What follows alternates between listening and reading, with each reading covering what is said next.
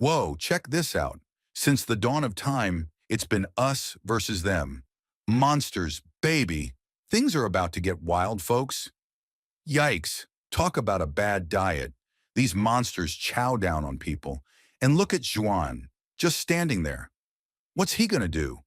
Bam! See that? It's a rough world out there. Get caught, you get eaten. No second chances. These monsters? Huge power gap. Regular folks don't stand a chance. Or do they? Look at them scatter. Yeah, no kidding. It says it right there. No way to stop them. Look at that face. Pure terror. But hold on. 1600s ACE, United Nations Monster Slayer troops? Looks like someone finally decided to fight back. And boom, safety ensured. Looks like those monster slayers did their job. Finally, some good news. Whoa, check out this guy. Top soldier, greatest deed. They get a fancy title. Oper. Sounds important, and that crown? Definitely a step up. And this is John. Loyalty and strength? Off the charts. This guy's in the running to be an Oper too. The competition is heating up. They're saying John's special, even among the best. But, oh, that but is hanging there. Something tells me it's not all sunshine and roses. What? Jan, a traitor? He took out his own team? A river of blood, they say. That's messed up. So much for special. Whoa, they even gave it a name. The Muto Massacre. Sounds brutal. Jan, what went wrong? So Officer Sama had his eye on John, and he thinks John just couldn't handle the pressure? Weak mind, couldn't cut it in the army. That's the official story anyway. 6 in total, including Jan. And they were all his teammates. Talk about a betrayal of the highest order. This is getting darker by the second. Just when you thought it was safe, bam, pray again. Even if you live, it just gets worse. Total destruction. Everything in ruins. Sounds like a nightmare. Whoa, a flashback. This guy was there, and at 5 years old got nailed by a piece of a building. Talk about a rough start. No way, because of that head injury, he can't feel anything?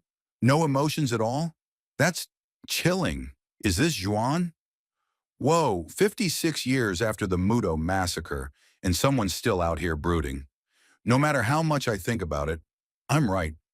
Sounds like someone's got a serious grudge. And is this our main character, Juan? Whoa, straight to the point. We really have to kill him? Easiest way to stop the massacre? This guy's got a brutal solution, and he's not messing around. Is this about John? Whoa, things are heating up. I told you no. Someone's not happy. Looks like a major argument. What's got them so fired up? Okay, so a change of heart? I just wanted to let this go. But Dot, this isn't right. We might get ourselves killed. Sounds like they're finally seeing the danger, but is it too late? Ooh, mystery. I've got a reason for being so stubborn. And what's with that claw hand thing? This is getting weird. What's the secret? Holy, is that a giant snake thing? And it's coming out of a rock? Talk about a surprise attack. Those two are definitely in trouble now. Run, Cheongdo, run! Oh man, she's panicking. And with that giant snake monster back there, who wouldn't be? Hold up. Let go? Let's just kill it? Are they seriously thinking of fighting that thing? Sounds like a terrible idea. Running seems way smarter. Cheongdo! Is that a sword? A really big sword? He's going for it. Is he really going to fight that giant snake monster? Here he goes. A flying leap and a huge swing. He's actually fighting it. Is this brave or just plain crazy? He actually hit it. Look at that. But will it be enough? That monster's huge. This is just the beginning. Be careful, she's screaming. The monster's right behind him. This is intense. He landed one hit, but is Cheongdo going to be okay? Oof, he's down. So dizzy. That monster got him good. And who's asking, did that hurt? Is that the monster? Oh. Then, I'll finish you quickly. That's definitely the monster talking, and it sounds way too confident. Cheongdo's in serious trouble. He He caught the blade with his bare hand? That's insane. Is he getting a power boost? What's happening? Whoa! He's back on his feet and swinging again. That's some serious determination. Or is it something more? He's not giving up. They're checking on each other. Are you all right? You aren't hurt, right? Even in the middle of this craziness, they're worried about each other. That's teamwork, or maybe something more. I know you don't like pain, but still, take care of yourself. You really might end up in big trouble someday. Aw, they do care about each other. It's not just teamwork, it's friendship, or maybe even a hint of something more. He's confused. Seriously, I don't understand. And that look, he's completely baffled. What's got him so mixed up? Is it the monster, his friend, or something else entirely? Now she's confused too. What? With a big question mark. They're both totally lost. Something unexpected just happened, and they have no idea what's going on. Whoa, harsh. You get so scared from a single monster. How are you going to convince a murderer? And the big question, can you even look Ian in the eyes? They're doubting him, questioning his courage. This is getting personal. No turning back now. I'm not really that confident we can convince him. So let's just kill him instead. There's no way we can fix a villain like him.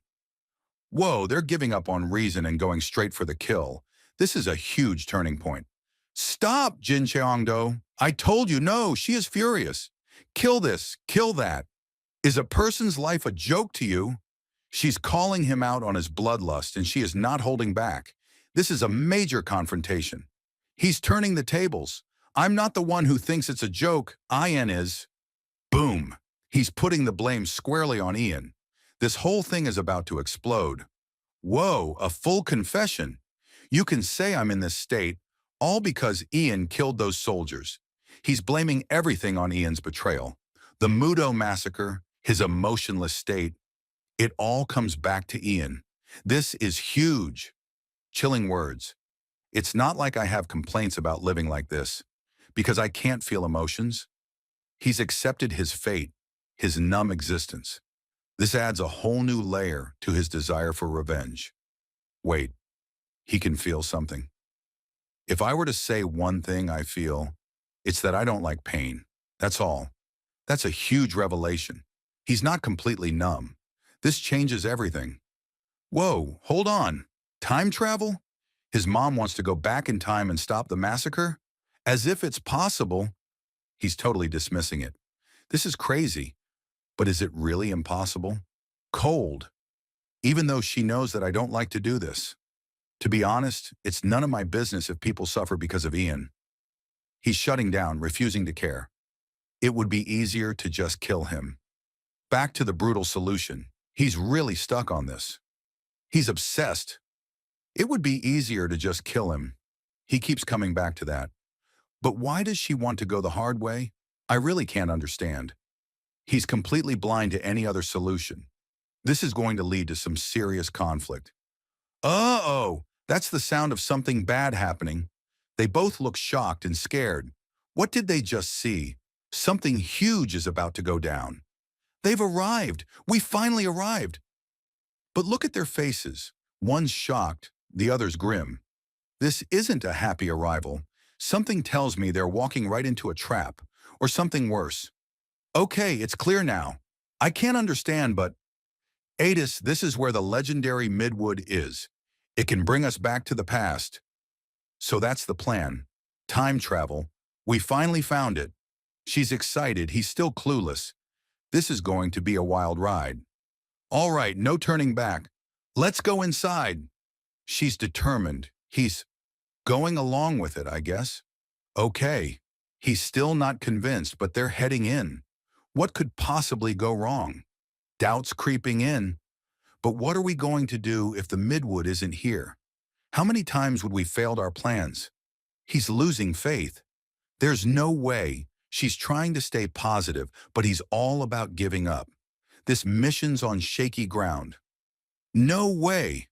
He's down. Something hit him hard and he's not getting up. Did the Midwood fail? Or is something else going on? This is a disaster. You have to. Someone's approaching, and those boots don't look friendly. This is not a rescue. It's a threat. Who is it? And what do they want? Go back to the past. He's desperate, screaming at the top of his lungs. This is his last desperate plea. He's pinned all his hopes on time travel, and now it's all falling apart. The intensity is through the roof. What is that? A glowing orb surrounded by branches? Energy? Is this the midwood? It looks powerful and dangerous. Things are about to get really crazy. Found it. They found the midwood. It's real. But look at their faces. He's shocked. She is not here anymore. This is a moment of triumph, but it's twisted with danger and uncertainty. What's going to happen now? Wait, what? Oh, what is this? It's floating. Isn't it hidden too sloppily to be called a legendary item? He's underwhelmed, but she's all in. Forget it. It's easy to find, so it's good news for us. Now we just have to eat it. Eat the glowing time travel orb? That sounds risky, to say the least. He's still skeptical. So this small thing is going to send us back to the past. He can't believe it, but she just says, it's great. She's completely on board, no doubts at all. This contrast is making things tense. Tension rising. Don't play with it. You might break it. He's freaking out, worried about messing with the time travel orb. But she's all in. Let's just hurry up and eat it. She's ready to go. Consequences be damned. This is a clash of personalities, and it's about to reach a breaking point. Okay, I get it. He's resigned, giving in. The fight's gone out of him. He's going along with the crazy plan, but he's not happy about it. This is a reluctant surrender, and it feels ominous. He's got it. He's holding the glowing orb, the key to the past. This is the point of no return. The die is cast. Are they really going to eat it? Practical problems. But how can both of us eat this? Should we break it into half? They're finally facing the logistics of this crazy plan. He looks worried, and she looks a little bit desperate. Will splitting a time-traveling orb even work? This is getting ridiculous, but in a tense way. No, don't break it. She's panicking. Breaking the orb is a terrible idea. New plan. We might be able to go together if you eat it and I hold on to you. One eats, the other holds on. Is that how time travel works? This is getting desperate, and the stakes are high. He's backing down again, confused and overwhelmed. Okay. Why are you overreacting so much today? He doesn't get her urgency, her desperation. He's completely out of his depth, and it shows. This is a fragile agreement built on shaky ground. She's covering. Ha ha ha ha ha ha. I was just happy that we found it. I must have been excited. She's trying to play it cool, act like it's no big deal. But that forced laughter, that exaggerated relief, it's a mask. She's hiding something, and it's making things very suspicious. But hold on, this is just the start. If you think is over, you are wrong. The real action is coming. Whoa, she's clinging to him. Shall we go like this? She's ready to activate the time travel, holding on tight. He looks resigned, maybe a little scared. This is it. Are they really going to the past? And if so, it is going to be crazy. Hold up, like, should we? He's hesitating, second-guessing at the last second. And what's this? I just wanted to hug my son. It's been a while. His mom? This whole time? That's the twist. What a reveal. And talk about emotional whiplash. This changes everything. Ouch, a bit of a burn. Well, it's not the first time you've acted weirdly. He's calling his mom out, and that hey ... He's a little embarrassed, a little defensive. He knows she's got a point, but he's still going through with it. The midwood is glowing. It's time travel time. He's cut off mid-sentence. Another betrayal? That slash of red? Did his mom just attack him? What a twist. This is brutal, and it throws everything into chaos. Ugh! He's down, shocked, and probably in pain. Did not see that coming from his own mom. What's her game? This is a complete betrayal, and it leaves him totally vulnerable. What is it? He's panicking, reaching for the midwood, but something's wrong. His hand, it's glowing, almost transparent. Is the time travel affecting him? Is he fading away? This is getting really scary. Kyo-hyuk. He's choking, gasping for air. And look behind him. It's his mom, and she looks monstrous. This isn't a loving mother anymore. This is something else entirely. What has she become? Monster! He finally realizes. His own mother. A monster. I didn't feel a thing. Since when? He's horrified, questioning everything. This is a devastating revelation, and it's hitting him hard. The shock, the betrayal. It's all there on his face. Oh no, it's getting worse. And so many monsters. They followed us. He thinks they're surrounded. But then a chilling realization. No, that's not it. They gathered because we tried to eat the midwood. The orb attracted them. It's a beacon for monsters, and they've unleashed something terrible. The consequences are piling up. It is legendary, a legendary item indeed. And look at that glow, that power. They must have felt the energy. The midwood isn't just a time machine, it's a beacon, drawing in monsters. This is way bigger than they thought. Kyuk! A choked gasp.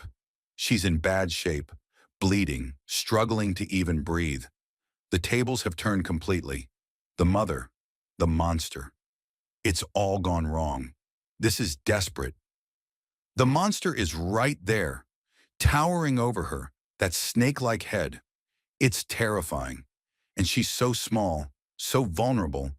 This is a nightmare scenario, and it looks like there's no escape. What should I do? Total, utter despair. He's lost, broken, with no idea what to do. The plan has failed. His mother's a monster, and they're surrounded. This is rock bottom, and it's heartbreaking. The real action just be starting. A flicker of defiance? During times like these? Even injured, cornered, she's calling out to Cheongdo. It's a desperate plea, a last spark of hope. Is she asking for help? Or is she telling him to fight? It's a cliffhanger moment, full of raw emotion. Hurry up and leave. A final, desperate plea. Is she sacrificing herself? Telling him to escape while he still can? It's a heartbreaking moment, full of courage and despair. This could be the end. Or is there one last chance? The grim truth. Mom is telling me to leave. He understands her sacrifice. There is no chance for my mom. He's accepted the inevitable, the terrible reality. It's a moment of quiet despair, a heartbreaking acceptance of defeat. But if you think is over, nah, his journey is just starting, and it's gonna be crazy. A lone wolf to the end. It is better for me to go alone. She's pushing him away, taking on the burden herself. Even in this state, she protects him. It's a final act of love, a heartbreaking sacrifice. This is heavy, and it sets the stage for whatever comes next. Please, Cheongdo, hurry up and go. Her last words a desperate, heartbreaking plea. She's begging him to save himself, even as she faces certain death. This is pure, selfless sacrifice, and it's absolutely gut-wrenching. The emotion is raw, and it leaves you hanging on the edge. No, he won't leave. But why would I leave without Mom? He's rejecting her sacrifice, refusing to abandon her. I just came all this way because Mom wanted to find the midwood. He's reminding himself, and us, of the whole point of this journey. Loyalty, defiance, and a refusal to give up. This is a huge turning point. What will he do?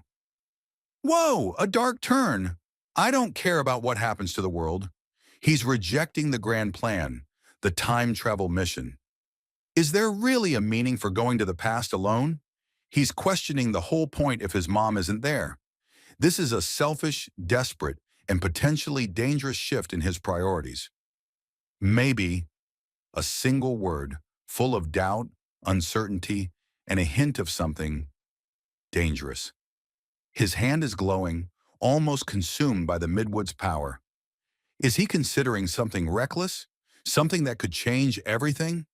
This is a cliffhanger, and it's chilling. No, he's giving up. It might be just better to just die like this with my mom. He's choosing death, embracing oblivion rather than facing the world alone. Maybe, that single word repeated, now filled with despair and resignation. This is the ultimate low point, a complete surrender to darkness. Is this really the end? Just like this. A whisper of acceptance, a chilling embrace of oblivion. He's fading, surrounded by darkness, by the monstrous forms. It's a moment of utter defeat, of giving in to the inevitable. Is this truly the end for Cheongdo? It's a haunting, powerful image, full of despair. What are you doing? She's back, but she's horrified, screaming in disbelief and terror. What has Cheongdo done?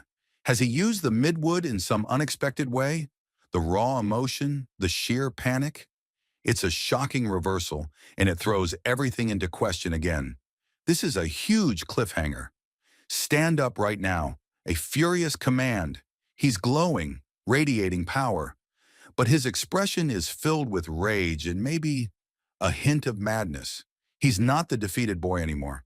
Something has changed. This is a terrifying transformation, and it's clear things are about to get violent. What did the Midwood do to him? Midwood do to a choked gasp, a sound of pain and struggle. He's down, surrounded by blood and destruction.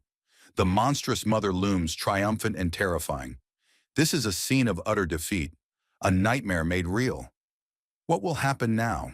It's a cliffhanger filled with dread and the promise of more violence to come. Mom? Yuk ... Total shock and disbelief. He's witnessing his mother's monstrous transformation, her pain and rage. He's reeling, unable to comprehend what's happening. This is a moment of pure horror, a betrayal of everything he thought he knew. The world is collapsing around him, and it's terrifying. Are you okay? What are we going to do with this? He's checking in, but also questioning the orb. It's glowing, radiating power, and she's hurting. E-U-H-E-U-K. That's the sound of pain, of something going terribly wrong. But that single word hangs in the air, full of dread and uncertainty. What's going to happen? The Midwood is active, and it's not going as planned. What happened? Total, utter confusion. They're staring at something off-screen, something that's completely defied their expectations. The glowing light, the shattered remains. It's a scene of chaos and bewilderment. What did the Midwood do? This is a cliffhanger that leaves you desperate to know what happened. Silence. Utter, stunned silence. That blank speech bubble, his wide-eyed shock. It speaks volumes. Whatever just happened, it's beyond comprehension, beyond words.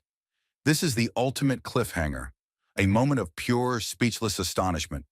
The anticipation is killing me. That man is Ian, the ultimate reveal, the monster, the betrayer, the source of all their pain. Ian. It's a moment of shock, recognition, and rising dread. The past has caught up to them, and it's terrifying. This is a game changer, and it sets the stage for a final, epic confrontation. He's standing there drenched in blood, but whose blood is it? And that look on his face, it's cold, empty. Is this the aftermath? Is this what victory looks like? This is chilling. Another silent speech bubble. She's completely stunned, speechless. And the reveal, he was the next Oprah. Even despite his old age, he can still fight. So this blood-soaked figure, he was supposed to be a hero, a leader. What went wrong? The shock is palpable. I-A-Yin, a scream of recognition, of horror. She's clinging to him, desperate as he bleeds out. The single exclamation point in the speech bubble below speaks volumes. This is a moment of pure, raw emotion, a devastating climax. What will happen next? It is Ian, But the question hangs in the air. Where have you been until now? It's an accusation, a plea, filled with a mix of relief and bitter resentment. She's been through hell, and now finally he appears. But is it too late? The tension is thick. Whoa! A major revelation. She knows him. Is this why she wanted to convince him instead? Everything clicks into place. Her desperation, her refusal to kill. It was all because of a personal connection. But how did he get here? That's the new mystery. Time travel? Something else? The plot thickens? Ugh. Another silent speech bubble, heavy with unspoken emotion. She's clinging to Ian, desperate, and now he speaks.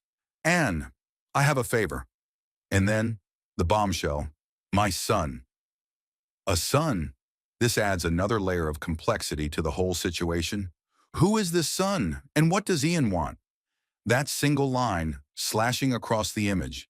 It's a barrier, a separation. He's still standing, but he's isolated, cut off. The blood, the wounds. He's been through something terrible. What's going through his mind? Is he regretting his choices? The silence is deafening. Silhouettes, a powerful image. He's standing tall, but his posture, is it resignation? Defeat? She's reaching out, desperate. But can she reach him? It's a picture of separation, of a gap that might be too wide to bridge. The emotion is all in the body language, and it's heartbreaking. The figure moved with an unshaken resolve, their steps slow but deliberate, as if savoring the weight of the moment. The crimson pool beneath them rippled slightly with each step, disturbed only by the faint whisper of the wind. Confusion. Pure, utter confusion. Mom? He's questioning, bewildered. What? He can't even form a complete thought. The ellipses, the shocked expression. He's completely lost, grasping for answers in a situation that makes no sense. This is a moment of total disorientation. The question echoes in the void. Just happened? It's a plea for understanding, a desperate attempt to make sense of the chaos. He towers over her, but his posture is uncertain. She's looking down, lost, defeated. The floating symbols, what do they mean? It's a scene of bewilderment and quiet despair, a moment of profound uncertainty after a catastrophic event. A close-up on his face, the blood, the bruises, the exhaustion. He's been through hell. That single, almost whispered syllable, W. Is it the start of what or why? It's a fragment of a thought, a choked expression of pain and confusion. The detail on his injuries, the subtle expression, it's a powerful image of raw vulnerability. Perhaps a hesitant thought, a seed of doubt. Even me? He's questioning his own worth, his own safety, his own future. The look on his face is a mixture of fear and self-loathing. Is he wondering if he deserves to be saved? If he's also a monster? It's a moment of profound internal conflict, and it's heartbreaking. Pure terror. Fuck, he's really going to kill me too. The desperation, the realization of imminent death. It's all there. And above the image of the bloody blade, held high, ready to strike. This is a moment of absolute panic, a fight-or-flight response with nowhere to run. It's raw, visceral, and incredibly effective. He's holding the midwood in his face. It's a mix of terror and desperate hope. That gasp, the wide eyes. He's realizing this is his only chance, his last resort. But will it work? The glowing orb is a symbol of potential salvation, but also of immense risk. This is a pivotal moment, a gamble with everything on the line, a scream of defiance, of denial. No! He's using the midwood and, is that his mother attacking him? The monstrous form, the rage. It's a horrifying clash. He's fighting back, but against his own mother. This is a brutal, emotionally charged moment, a desperate struggle for survival against impossible odds. Pure, unbridled rage, that distorted face, the glowing energy. He's unleashing something powerful, something destructive. It's a primal scream, a release of all the pent-up pain and fury. This is a moment of catharsis, but also of terrifying power. What will be the consequences? Double exclamation points, utter shock and surprise. He's being enveloped by the Midwood's power, and he's clearly not expecting it. Is this a transformation? A teleportation? The glowing energy? The strained expression? It's a moment of intense change, of something powerful and unknown happening to him. The suspense is killing me. Heartbreak, pure, unadulterated heartbreak. Sorry, it's just that I don't like pain. His final words, a simple, understated explanation for everything. And then, goodbye. It's a farewell, a resignation, and possibly a sacrifice. The glowing energy, his anguished expression. It's a moment of profound sadness and loss. This is the end of his journey, and it's absolutely devastating. A desperate cry, doubled for emphasis. No! No! He's refusing to accept what's happening, fighting against the inevitable. The glowing energy, the blood, his anguished expression. It's a moment of pure, raw denial, a final, desperate attempt to hold on to something that's slipping away. It's a powerful image of struggle and loss, a flashback, a final reflection. After 15 years of research and 7 years of searching, I'm going back to the past. The culmination of a life's work, a desperate mission fueled by grief and love. The thing my mom wanted me to do. It was never about him. It was about honoring her wish. Since Mom died, I also just wanted to give up and die, but that but is everything. It's the flicker of resolve, the refusal to surrender, even in the face of overwhelming loss. This adds so much weight to his final act, making it a bittersweet triumph, even in tragedy. He's floating, surrounded by the Midwood's power, and he's completely lost. I don't understand. It's a simple statement, but it carries so much weight. Is it an effect of the Midwood? An effect such as causing desire to use the item? He's questioning the very nature of his actions, wondering if his desperate gamble was his own choice or a manipulation by the orb. This is a moment of profound existential doubt, a questioning of free will in the face of overwhelming power. He's rationalizing, trying to make sense of it all. Yeah, that must be it. A forced certainty, a way to cope with the overwhelming power of the Midwood. He remembers the trauma, the sword that slashed my mom. That looked really painful. Show us how much pain he have. But then a shift. Anyway, going back in time takes longer than I expected. He's impatient, focused on the mission, but also detached. It's a strange mix of grief, determination, and a growing unease. The time distortion is clearly affecting him. His perception of time is completely warped. I thought it would take only a second. He's losing his grip on reality. The Midwood's power is distorting his senses. The close-up on his face, the strained expression, it shows the disorientation, the growing disconnect from the normal flow of time. This is a subtle but powerful way to show the Midwood's influence. He's falling, disoriented, with a cry of pain and surprise. EUK! The blurred background, the distorted perspective. It all conveys a sense of rapid, uncontrolled movement. He's lost in time, in space, in the Midwood's power. This is a visual representation of his complete loss of control. Disorientation and doubt. What? I suddenly arrived? He's questioning his own senses. The sudden shift in location. Am I at the right place? He's lost, unsure if the time travel worked correctly. I wanted the Shredu registration office in 1820. A specific destination, a specific time, but did he make it? The uncertainty is palpable, and it sets the stage for a new set of challenges. A majestic, ancient building, bathed in sunlight. The architecture is clearly from another time, another era. That single repeated syllable, do, it's a sound effect, but also a sense of awe, of wonder. He's arrived somewhere significant, somewhere powerful. Is this the past? Is this his destination? The image creates a sense of mystery and anticipation. Confirmation, but with a lingering hint of disbelief. Is this the Shredder headquarters? He's made it. He's in the past, at his destination. But that hesitant question, the wide-eyed expression, it shows the shock, the overwhelming reality of time travel. He's achieved his goal, but the journey has clearly taken its toll. It's a moment of triumph mixed with a profound sense of displacement. Time paradox, it looks different from what I know. He's in the past, but it's not the past he remembers. History is altered, or his perception of it is. This image, a ruined or incomplete building, visually represents the discrepancy. It's a moment of unease, a hint that changing the past might not be as straightforward as he thought. Things are already going wrong, or are they?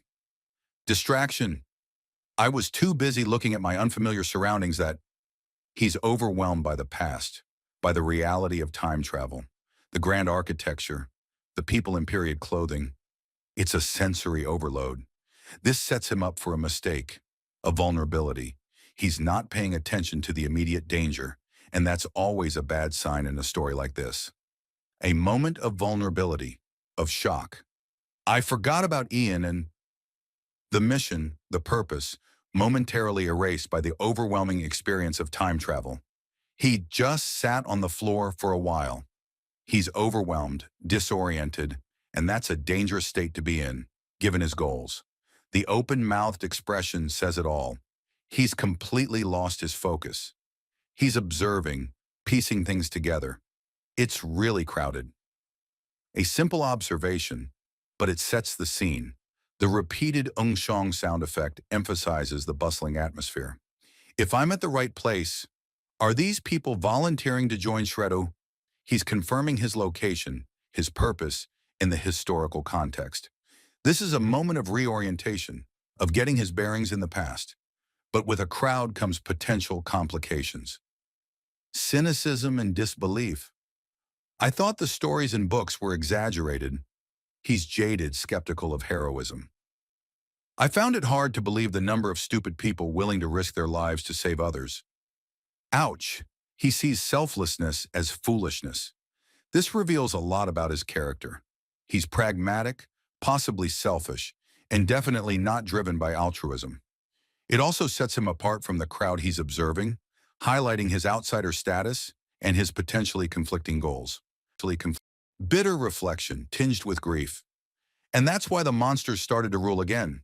He's connecting the past to his present, the failure of Shritu to the monster-dominated world he knows. The casual, Ian kills them all, huh? Is dripping with resentment and a hint of fatalism. And then, the personal blow. And my mom dies too eventually. It's a quiet, understated statement, but it carries the weight of his entire motivation. This is why he's here, to prevent this loss, to change this outcome. The combination of the grand historical context and the intimate personal tragedy makes this a powerful moment. Sudden, unexpected tears, the close-up on his eye, the single tear rolling down. It's a powerful image of vulnerability. Yuch, and what? He's caught off guard, confused by his own emotional outburst. This is a crack in his cynical facade, a hint that the weight of the past, the mission, and his mother's memory are finally getting to him. It's a humanizing moment, making him more relatable and sympathetic. Self-awareness and continued surprise. Am I crying right now? He's not used to showing emotion, to feeling so deeply. The tears are a physical manifestation of the internal turmoil he's been suppressing. The way he's looking at his hand, almost in disbelief, it emphasizes how foreign this experience is to him. This is a turning point, a moment where his carefully constructed emotional barriers are starting to crumble.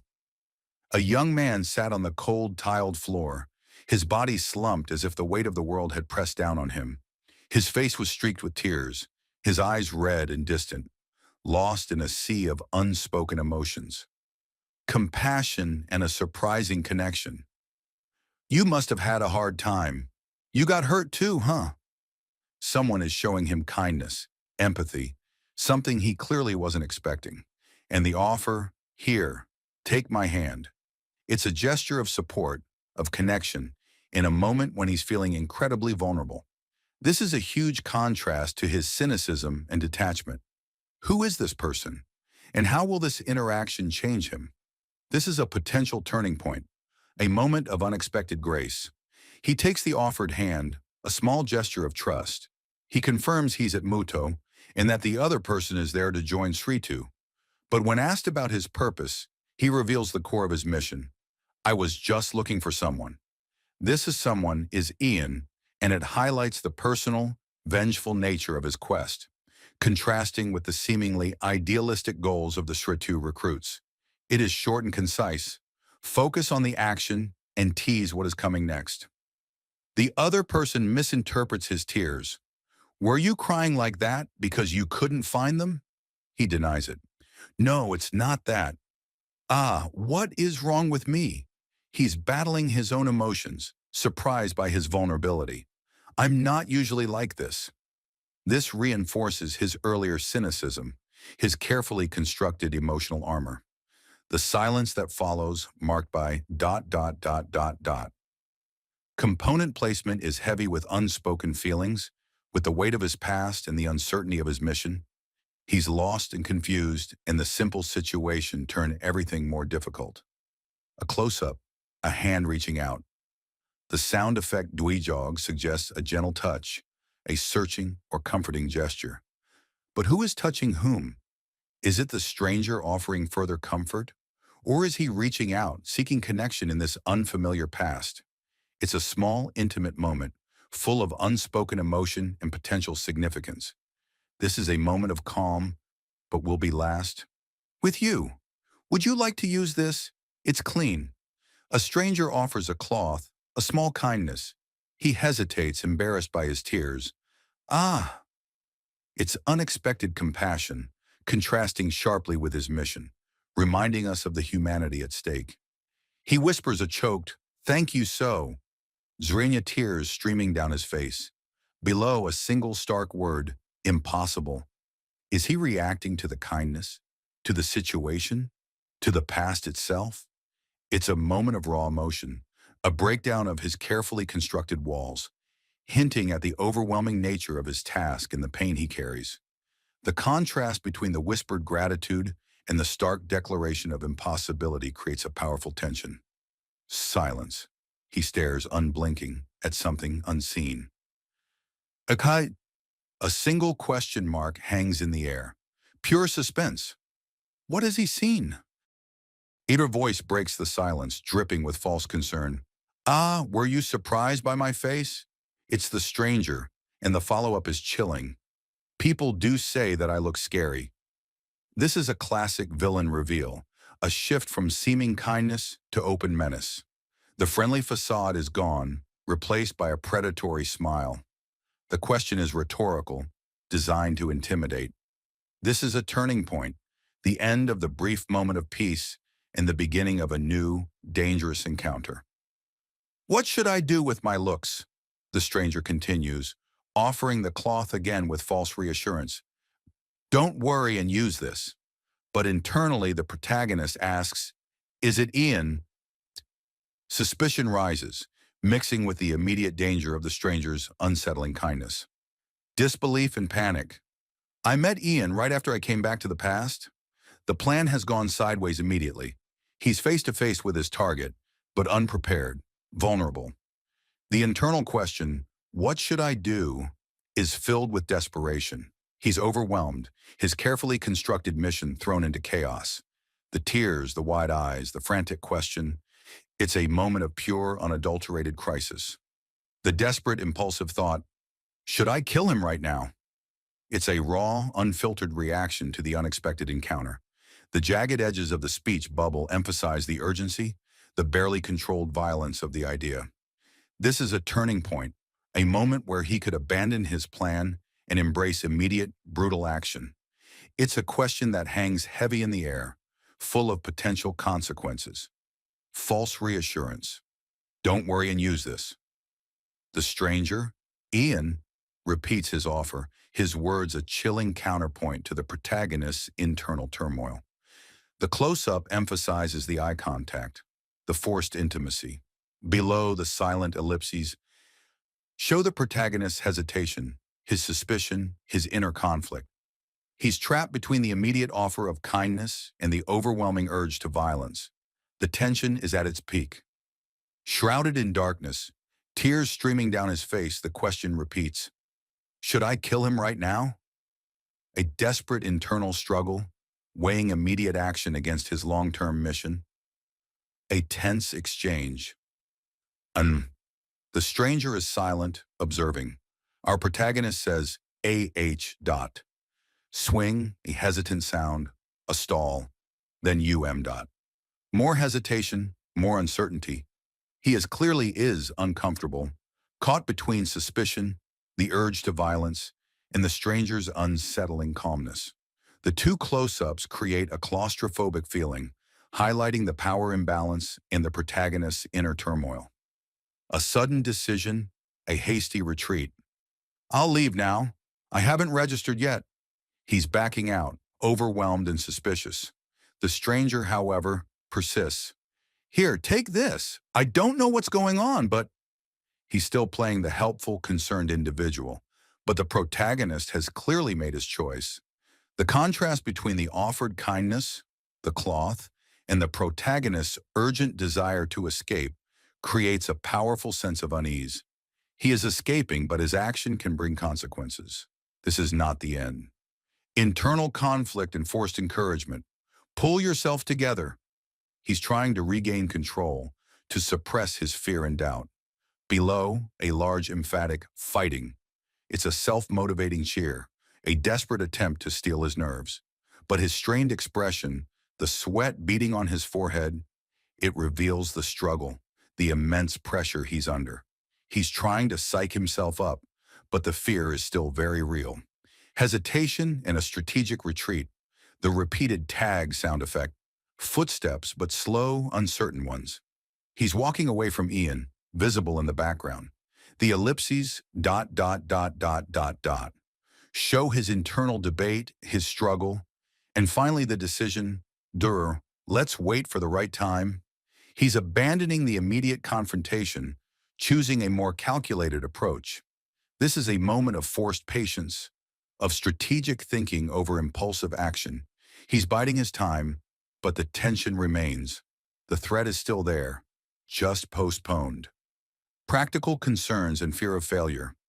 There are too many people here. Even if I succeed in killing him right now, I'll definitely end up in jail. He's thinking tactically, realizing the immediate consequences of a rash action, and then the chilling assessment of his opponent. And the opponent is a crazy bastard who wiped out an entire army. There is a high chance that I'll lose the fight. He's acknowledging Ian's power, his own vulnerability. The tears, the clutched cloth. They show his fear, his internal struggle. He's not just fighting a monster. He's fighting his own doubt and terror, and is not working. He needs a plan. I have to watch him, and then ambush and kill him when there's no one around. Cold, calculated, and a stark contrast to his earlier panic. He's trading immediate action for stealth, but the goal, killing Ian, remains fixed. Hindsight and a shift in focus. Anyway, he's trying to move past the immediate shock and fear to refocus on his plan. I did think that he looked creepy when I saw him in Ada's, but he's acknowledging his initial instincts, his gut feeling about Ian. The but signals a dismissal, a rationalization. He's trying to convince himself, to downplay the danger, even though his instincts were right all along. He is a little bit confused. Observations and growing confusion. He doesn't have the scar since it's the past. A logical deduction, but also a jarring reminder that this is not the Ian he knows. And he looks fine to me, but he looks a little smaller. He's comparing the present Ian to this past version, noting the differences. Even the way he talks is friendly. This is the most unsettling observation. the kindness, the seeming normalcy. It clashes with everything he knows about Ian, creating a deep cognitive dissonance. He's struggling to reconcile the monster he knows with the person in front of him. Unease and confirmation. But I am feeling uncomfortable. He can't shake the sense of dread, despite Ian's seemingly harmless appearance. He questions himself. Is it because I know his future? He's acknowledging the bias, the weight of his knowledge. The internal yes confirms his suspicion. His discomfort is because of what he knows Ian will become. And the final line, it must be Ian's turn to register. This is a crucial moment. It places Ian firmly within the context of Shretu, about to join the very organization he will later betray. The juxtaposition of the mundane, registration, with the catastrophic, Ian's future actions, creates a powerful dramatic irony. The number 180 and the sound effects adds details of action, bureaucracy and betrayal. You just have to take the registration paper and fill it up. How many do you need? The mundane process of joining Shretu, a chilling contrast to the violence Ian will later inflict. Ian's polite response, I just need one. It's a simple statement, but loaded with dramatic irony. He's one step closer to becoming the monster, and the protagonist is witnessing it all, helpless to act openly. The ordinary setting and dialogue amplify the underlying horror of the situation. This feels normal, but it's anything but. Confusion and a shift in perspective. What's happening? He's no longer focused on Ian's registration. Something else has caught his attention, something off-screen. The large question mark above his head emphasizes his bewilderment. This is a classic misdirection, drawing our attention away from the expected Ian and towards a new unknown element. It's a simple but effective way to build suspense and shift the narrative. Seeming confirmation and a subtle threat. The official repeats, "Wida, just one?" with a hint of suspicion, and Ian calmly replies, "Yes, just one." He adds, "I am alone." A seemingly straightforward statement, but with an undercurrent of menace. He's now looking directly at the official. The official's question, "Is there a problem?" is laced with warning. It's a tense exchange where every word feels loaded. Ian's loneliness could be a simple fact, or it could be a veiled threat, emphasizing his willingness to act alone, to kill. The subtle shift in Ian's demeanor, from polite to subtly aggressive, is very effective. Rejection and a hint of conspiracy. Sorry we don't take an individual. A sudden, unexpected rule change. The official's tone is dismissive, almost mocking.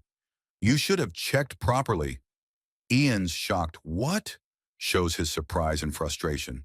But then, a crucial detail. I heard that we can take time in filling up the members. This suggests a deliberate stall, a hidden agenda. Is someone trying to prevent Ian from joining SRETU? This adds a new layer of intrigue and suggests a larger power struggle at play. The seemingly bureaucratic obstacle might be a deliberate act of sabotage. Ian tries to reason, to bend the rules. There's actually someone who's going to join me, but he's sick, so he couldn't make it here. Can I fill the form for him?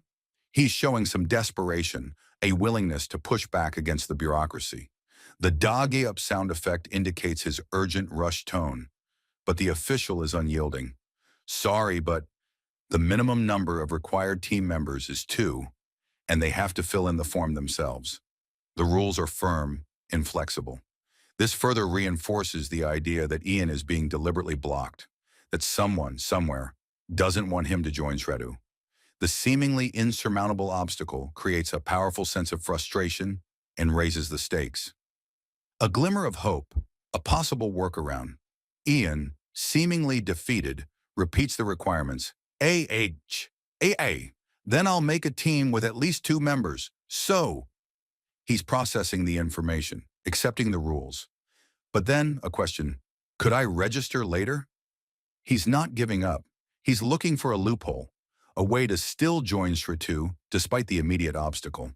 Our protagonist, overhearing this, shows a flicker of, what? Relief? Worry? It's a subtle reaction, but it shows he's still invested in Ian's actions, still weighing the consequences. The seemingly simple question of when Ian registers becomes incredibly important, loaded with the potential for future disaster. Temporary reprieve in a ticking clock. The official gives a conditional yes. Yes, but you have to get your number again and then wait, and you should be back before 6. Ian gets another chance, but it's limited, constrained by rules and time. His simple okay shows his compliance, his willingness to play the game. For now. This creates a deadline, a sense of urgency. He has until 6. What will he do in the meantime? Will he find a teammate? Or will he use this time to plan something more sinister? The seemingly bureaucratic delay is actually a source of tension, raising the stakes and setting the stage for future action. A paradox, a crucial question. He repeats Ian's excuse. Churan, someone who was supposed to be here but couldn't make it in time. He's highlighting the contradiction. But today is the day Ian registered. This is the established fact, the historical record. And then, the central mystery, then how did he make it? It's a direct challenge to the narrative, a question that demands an answer. How did Ian, supposedly alone, manage to join SRETU? This is the core of the time travel puzzle, the point where the protagonist's knowledge clashes with the unfolding events. The question hangs in the air, driving the suspense forward. A crucial realization, a potential connection. That person who was supposed to be here, could it be them? He's thinking back to the sick teammate Ian mentioned and linking it to something or someone he's observed.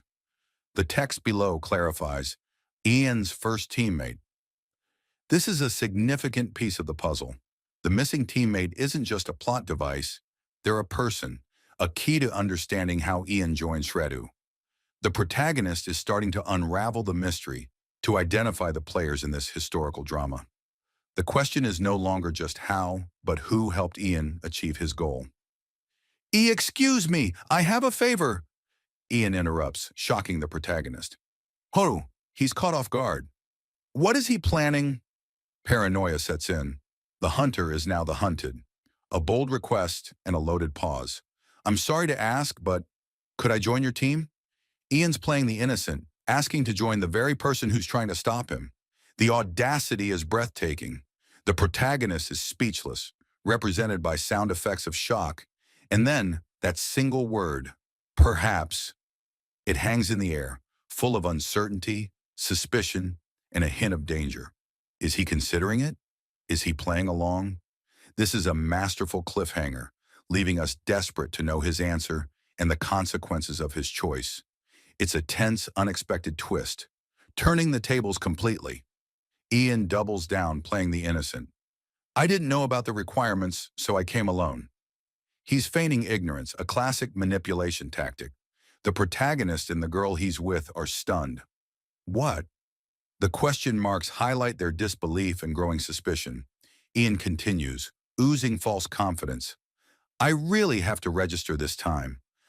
Don't worry about my capabilities. I'll be a great help to your team. It's a blatant lie, dripping with dramatic irony. He's promising helpfulness while planning destruction. The contrast between his words and his true intentions is chilling, creating a powerful sense of unease and impending doom. He's really recruiting like that? Seriously, no plan at all. Is Ian actually an idiot? Hesitation and doubt. Would that be tough? Ian's asking, questioning the practicality of the protagonist joining his team. The ellipses and question marks show his uncertainty. Below, the silent stares from the group. The protagonist's internal monologue is a heavy ... He is on a huge internal conflict. She says, it's okay, just one person, but worries internally about the youngest team member. They add, you must be in a hurry. Tension builds despite the outward calm.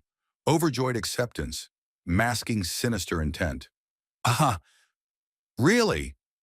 Ian's feigned surprise, followed by an overly enthusiastic, thank you so much. He adds, that's lucky. I was extremely worried. The excessive gratitude and relief are clearly fake, a performance.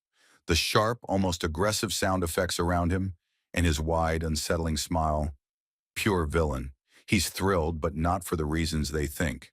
This is a masterclass in deception, a bold demand, seizing control. Ah, but I don't know what you meant by the life of the youngest. But Ian smoothly dismisses their concerns, then immediately asserts his dominance. I would like to be the team captain. He follows up with a pointed question. Is there already a team captain here? It's not a request, it's a challenge, a power play. He's not just joining the team, he's taking over. The casual disregard for their existing structure, combined with his immediate demand for leadership, solidifies his villainous nature. He's not here to cooperate, he's here to dominate.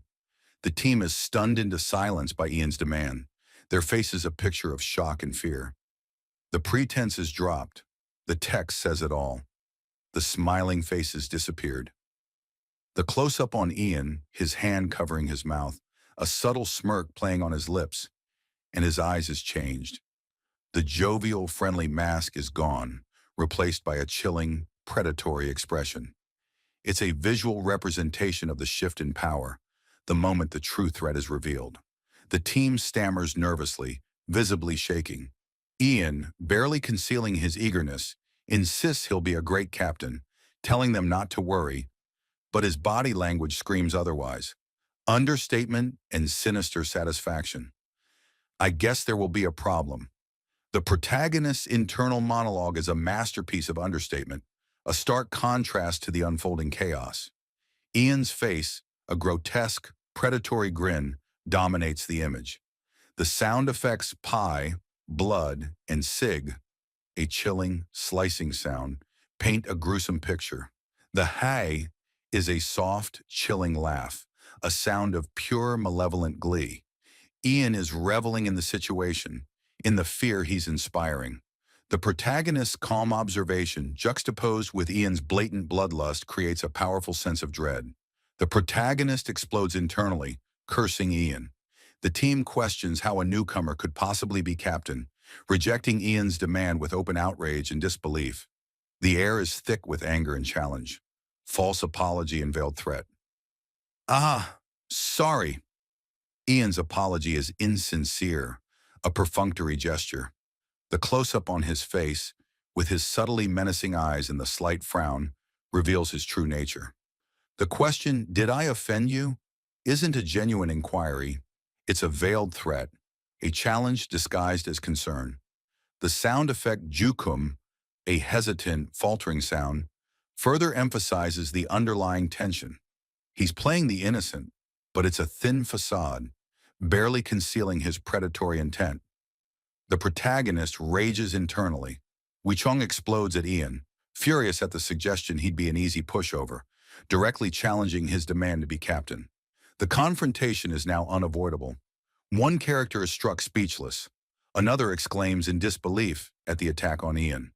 The protagonist, fueled by the memory of his mother's death, vows violent revenge on the attackers.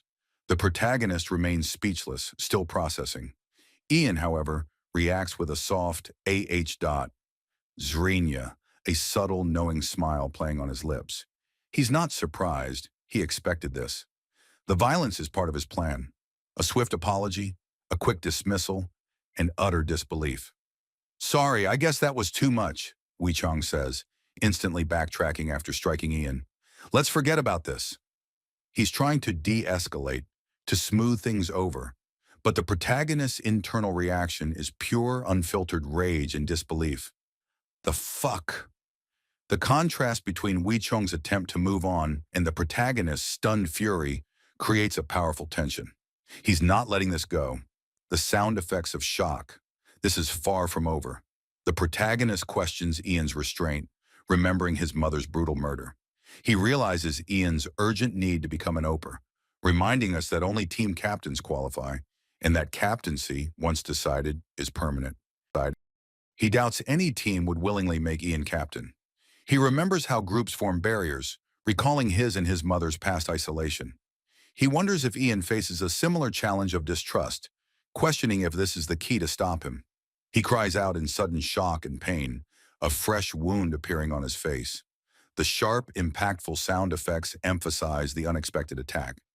He proposes a daring plan, offer to be Ian's teammate, gambling that Ian's haste will prevent him from checking his strength. It's a risky, desperate move, exploiting Ian's urgency. He solidifies his plan. Infiltrate Ian's team to gain close, unsuspected access, creating opportunities for a clean assassination. The ultimate goal remains, kill Ian, he decides. It's time to act. Now! The single word conveys his grim determination. Just as he's about to act, Ian politely interrupts, "Excuse me." The protagonist curses internally. He's missed his opportunity. An unexpected offer, a loaded question. A new character, possibly a woman, asks, "Who is that?" referring to Ian. Then she addresses the protagonist directly.